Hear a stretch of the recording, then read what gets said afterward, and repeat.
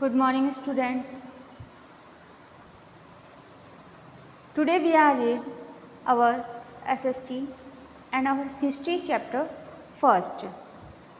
आज हम लोग हमारा जो हिस्ट्री है, हिस्ट्री का जो फर्स्ट चैप्टर है वो हम लोग स्टडी करने वाले हैं। कल हम लोगों ने इसके अंदर कई सारी जो चीज़ें हैं वो देखी थी। हमारी जो हिस्ट्री है, हिस्ट्री क्या होती है, ठीक है। जो हिस्ट्री है, हिस्ट्री को कितने पार्ट्स में डिवाइड किया गया है। प्री हिस्ट्री है, प्रोटो हिस्ट्री है और हिस्ट्री है। हिस्ट्री वो है जिसके जो रिटर्न रिकॉर्ड्स अवेलेबल है। प्री हिस्ट्री वो है जिसके जो रिटर्न रिकॉर्ड्स अवेलेबल नहीं हैं। और प्रोटो हिस्ट्री, इन दोनों के बीच का जो टाइम पीरियड है वो, ठीक है। तो कल हम लोगों ने इसके बारे में स्टडी की थी। आज हम लोगों को देखना है कि जो हिस्ट्री है, हिस्ट्री हम लोगों के लिए इम्पोर्टेंट क्यों है, यानी कि जो हिस्ट्री है, हिस्ट्री को जानना हम लोगों के लिए इम्पोर्टेंट क्यों है। अब देखो, जब हम लोग जो हमारी जो हिस्ट्री है, हिस्ट्री की जब हम लोग स्टडी करते हैं तो हमारे जो पास्ट के अंदर जितने भी जो इवेंट्स है, जितने भी जो इंसिडेंट है जो ऑक्यूर हुए हैं, या जो रूलर थे उन्होंने किस टाइप से रेज किया था, कितनी उनकी विक्ट्रीज हुई थी, किस किस टाइप के वॉर हुए थे, कौन कौन सी जो घटनाएं हैं, इंसिडेंट है वहाँ पे ऑक्यूर हुए थे, ठीक है। तो ये सब हम लोगों को उसके थ्रू जानने का मौका मिलता है। हम लोग हमारा जो प्रेजेंट है, हमारा प्रेजेंट कब समझ सकते हैं, जब हम लोग हमारे पास्ट को समझ सकते हैं। अगर देखो कोई भी पर्सन, ठीक है, कोई भी पर्सन अपने प्रेजेंट को कब समझता है, जब उसको अपने पास्ट का नॉलेज होता है। इसलिए हम लोगों को हमारे फ्यूचर को और अपने प्रेजेंट को समझने के लिए हम लोगों को हमारा जो पास्ट है, पास्ट का नॉलेज होना ज़रूरी है। तो इस चीज़ के लिए हम लोगों को हमारी जो हिस्ट्री है, हिस्ट्री का नॉलेज होना ज़रूरी है। Make understand who we are. अब देखो हम कौन हैं, ठीक है, हम कौन हैं, ठीक है। What we are do at present, हम लोग इस प्रेजेंट में, एट प्रेजेंट के अंदर क्या है, ठीक है। और why we are live things, हम लोग क्या सोच रहे हैं, क्या कर रहे हैं, ठीक है। और हम लोग जिस तरीके से आज वर्क कर रहे हैं, ठीक है, उसका हम लोग क्यों कर रहे हैं, इस टाइप से जो वर्क कर रहे हैं वो क्यों कर रहे हैं, ठीक है। उसका जो रीज़न है, क्या रीज़न है। आज हम लोग जो मल्टीमीडिया है, मल्टीमीडिया का यूज कर रहे हैं, मीडिया का यूज कर रहे हैं स्टूडेंट्स को पढ़ाने के लिए, तो उसके पीछे क्या रीज़न है। उसके पीछे हमारा जैसे ये जो एपिडेमिक है वो उसका रीज़न है, ठीक है। तो हर एक जो चीज़ होती है उसके पीछे कुछ ना कुछ रीज़न होता है, कुछ इंसिडेंट होता है जिसकी वजह से वो ऑक्यूर होती है। तो इस तरीके से हम लोगों को हमारा जो प्रेजेंट है, प्रेजेंट को समझने के लिए हमारा जो पास्ट है, पास्ट को समझना बहुत ज़्यादा इम्पोर्टेंट है। History teaches us that war should be avoided. अब देखो जो हिस्ट्री है, हिस्ट्री हम लोगों को ये बताती है कि कई सारे जो रूलर्स हैं, ठीक है, और जैसे एम्पायर है, उन्होंने जो वॉर्स है यानी कि जो युद्ध है वो क्यों अवॉइड किए, ताकि जो लॉन्ग लास्टिंग होने वाला जो लॉस है या जो डिस्ट्रक्शन है, ठीक है, जो विनाश है उससे बचा जा सके। इस वजह से उन्होंने जो वॉर्स है, जो युद्ध है, उनको अवॉइड किया था। इसके अलावा हम लोग और भी कई सारी जो थिंग्स है, जो चीज़ें हैं, हमारी जो हिस्ट्री है, हिस्ट्री के नॉलेज से जान सकते हैं। जैसे further study of the popular practices, हमारी जो आज हम लोग जो प्रैक्टिसेस अपना रहे हैं, जो प्रथाएं हम लोग अपना रहे हैं वो क्यों अपना रहे हैं। हमारे यहाँ पे कई सारी जो रिचुअल्स है, हम लोग जो रिलीजन है, ठीक है, उसको मानते हैं, क्यों मानते हैं। दूसरा क्या है, हम लोग ये जैसे पूजा पाठ करते हैं वो क्यों करते हैं, उसके पीछे क्या रीज़न है। हमारी जो ओकेजन्स है, जैसे होली है, दीपावली है, वो हम लोग सेलिब्रेट करते हैं, उसके पीछे क्या रीज़न है।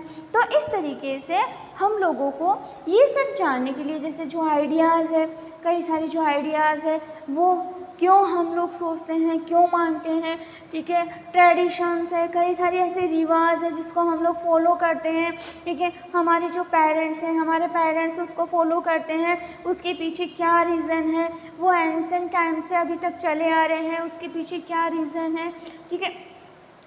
कई सारे जो इंस्टीट्यूशंस है अभी तक चल रहे हैं, जैसे जो रिलीजन इंस्टीट्यूशन है वो क्यों इस्टेब्लिश किए गए थे। तो हर एक चीज़ को जानने के लिए हम लोगों के लिए कंपल्सरी है कि हम लोगों को हमारी जो हिस्ट्री है, हिस्ट्री का नॉलेज हो। अब देखो हम लोग यहाँ पे बात करते हैं, हमारी जो हिस्ट्री है, हिस्ट्री को सीक्वेंस वाइज सेट किया गया है, यानी कि एक जो टाइम पीरियड होता है, टाइम पीरियड के अकॉर्डिंग उसको सेट किया गया है। इसके हम लोग देखते हैं क्रोनोलॉजी, ठीक है। अब देखो ये क्रोनोलॉजी क्या है, क्रोनोलॉजिकल इवेंट से क्या है, हमारे जो हिस्ट्री है, हमारे पास्ट है, पास्ट के अंदर जितने भी जो इंसिडेंट हुए हैं, जितने भी जो इवेंट्स हुए हैं, या फिर जो भी वॉर्स हुए हैं, जो भी विक्ट्रीज हुए हैं, जो रूलर है, रूलर ने रेज किया है, शासन किया है, एम्पायर है, ठीक है, कौन सा एम्पायर किस एम्पायर का था, तो ये सब हम लोगों को, ये जितने भी जो इवेंट्स हैं इनको हम लोग एक सिस्टम वाइज सेट करते हैं, एक सीक्वेंस वाइज सेट करते हैं। यानी कि हर एक इंसिडेंट की एक डेट होती है, हर एक इंसिडेंट की क्या होती है, एक डेट डिसाइड होती है। यानी कि आज क्या है, आज सपोज दैट आज क्या है, 1 डेट है, इससे पहले कौन सी डेट थी, ठीक है, तो उसके अंदर कौन सा इंसिडेंट हुआ था, और कल क्या है, कल कौन सा इंसिडेंट होने वाला है। तो एक सीक्वेंस वाइज अगर हम लोग ये जो इवेंट्स है अगर इनको सेट कर देते हैं तो उसको बोलते हैं क्रोनोलॉजिकल इवेंट्स। अब देखो इसको जैसे 1919 के अंदर क्या हुआ था, कौन से इंसिडेंट्स हुए थे। इसके बाद में हम लोग देखते हैं 2003 के अंदर कौन से इंसिडेंट हुए थे, और इसके बाद में देखते हैं 2010 के अंदर कौन से इंसिडेंट हुए थे, 2020 के अंदर कौन से। तो इस तरीके से ये जो इंसिडेंट्स हैं इनको हम लोग अगर सीक्वेंस वाइज सेट कर देते हैं तो उसको बोलते हैं chronology events. Historians have namely recognize the years of Jesus Christ birth as the reference of the point। अब देखो जो हमारे हिस्टोरियंस है, हिस्टोरियंस क्या करते हैं, ये जितने भी जो इवेंट्स है, ठीक है, ये जो डेट है, डेट को यानी कि रिकॉग्नाइज करने के लिए, पहचानने के लिए क्या करते हैं, जो जीसस क्राइस्ट है उसकी बर्थ का सीक्वेंस लेते हैं। यानी कि उनका जब बर्थ हुआ था उससे पहले का टाइम और उनके बर्थ का टाइम इसके अंदर डिटरमाइन किया गया है। अब देखो इसके अंदर किस टाइप से डिटरमाइन किया गया है, इनके टाइम को जैसे डिटरमाइन किया गया है। ये तो है जीसस क्राइस्ट का टाइम है, ठीक है। अब देखो जो जीसस क्राइस्ट है यहाँ पे उनका बर्थ हुआ था, यहाँ पे उनका बर्थ हुआ था, और जीसस क्राइस्ट के बर्थ से पहले का टाइम, ठीक है, तो उस टाइम पीरियड को हम लोग क्या बोलते हैं, बिफोर क्राइस्ट, यानी कि बिफोर क्राइस्ट। इसको हम लोग डिटरमाइन करते हैं BC से।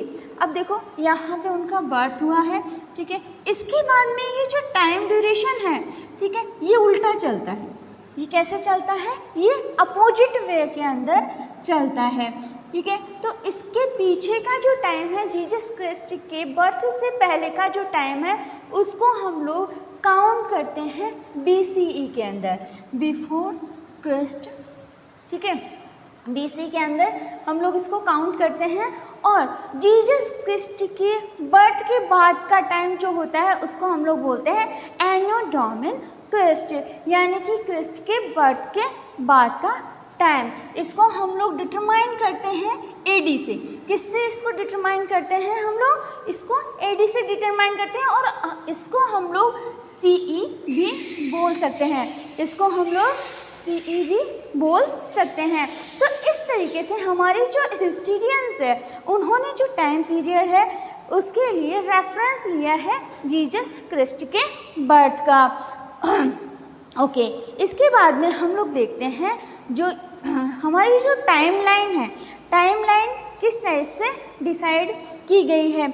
अब देखो यहाँ पे है जैसे अर्ली और लेट स्टोन एज है, ठीक है। जो अर्ली और लेट स्टोन एज है, स्टोन एज की अगर हम लोग बात करते हैं तो वो कौन से टाइम में, ये जो ड्यूरेशन था वो कौन सा टाइम था, वो टाइम था 7000 BCE का टाइम था, जब स्टोन एज यानी कि ड्यूरेशन या जो पाषाण काल भी जिसको बोलते हैं वो चला था। इसके बाद में सिविलाइजेशन जो है, जैसे इंडस वैली सिविलाइजेशन है उसका एक्सप्लेनेशन हुआ था, तो वो कौन सा टाइम था 2000 BCE का। इसके बाद में इससे पहले यानी कि इसके बाद में ये जो टाइम है ये उल्टा चल रहा है, ये इसलिए मैं ये बोल रही हूँ कि इसके बाद में जो वैदिक पीरियड है वो था 1000, यानी कि जब वैदिक पीरियड यानी कि जब वेदों को कंपोज किया गया था वो टाइम पीरियड था BCE का। महाजनपद और जो जनपद है, ठीक है, उनका इस्टेब्लिशमेंट हुआ था, यानी कि किस तरीके से जो लोग हैं जनपद से महाजनपद में कन्वर्ट हुए थे।